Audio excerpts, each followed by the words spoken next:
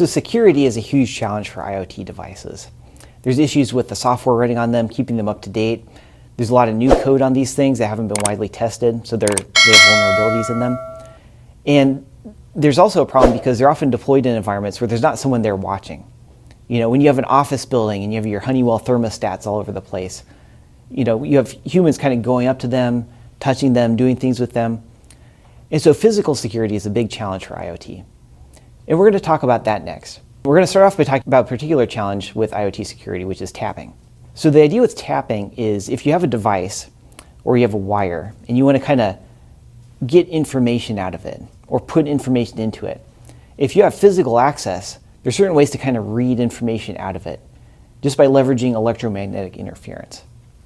This is called tapping. So one really simple form of this is you have a wire that's being used for communication, just strip it, strip out the outer sheath and clamp onto it and read the data right off of it. And this works pretty well for a lot of communications. So you can do things like encryption, you can hide data. But there's also been a lot of studies that show even if you encrypt, you can look at things like packet sizes, you can look at when packets are sent, and you could actually figure out a lot of information just by kind of watching the data going across, even if it's encrypted. So encryption doesn't really solve this problem. So this is one way to tap. Now, you can protect against this. You can kind of use stronger sheaths and things like that. But unfortunately, there's ways around that because there's ways to tap without even stripping the cable, without even touching the wire. And one way to do that is to read the electromagnetic interference off the wire by simply taking another wire and kind of wrapping it around the first wire. So this is another kind of tap. So in general, there's different ways to kind of tap wires. And one way to do it is by using a conductive tap, where you form a conductive connection with your cable.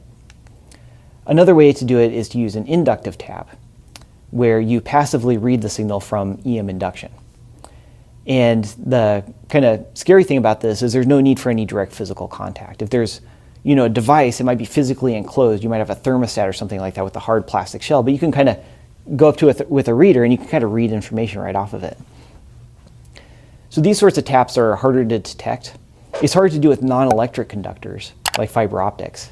So that's one way to protect against these things. But a lot of times you can't use fiber optics. You have to use just regular transmissions. And so that's a challenge. And there's been a lot of studies that show that you can get a lot of information out of inductive taps. There's even ways to do this with electromagnetic signals. So there's these Wi-Fi cameras people are building where you can have a house and you can have all your windows closed, but people can see you in the house because Wi-Fi signals are just bouncing off you, and they can kind of, those things go through walls. And so someone can kind of watch you and see what you're doing inside your house by kind of reading these signals. And they can kind of see what's on your monitor, even if they're behind a wall because of EM signals kind of leaking off your monitor. So inductive tapping can be a really powerful thing to do, and people are getting really good at it. So you want to protect your devices and your deployments against these sorts of things. So there are some countermeasures to this. There's things like physical inspection. You can kind of go around, inspect your perimeter, establish a physical perimeter, and prevent people from kind of getting in.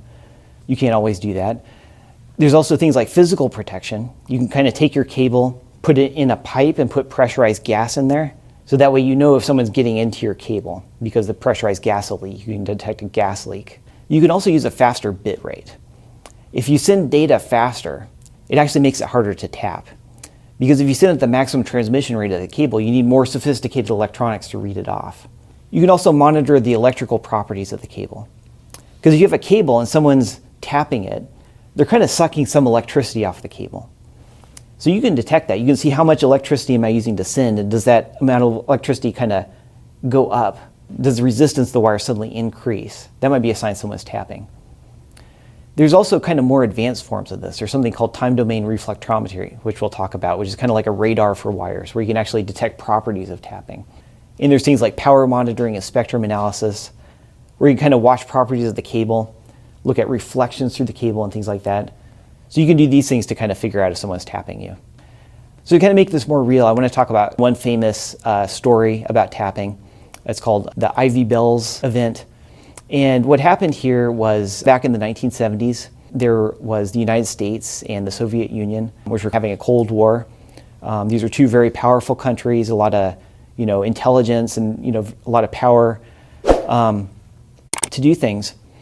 And what the Soviet Union did is they had a naval base that was located in an island, and they ran some undersea cable over to that island to kind of communicate with it so they could send messages to them and so on.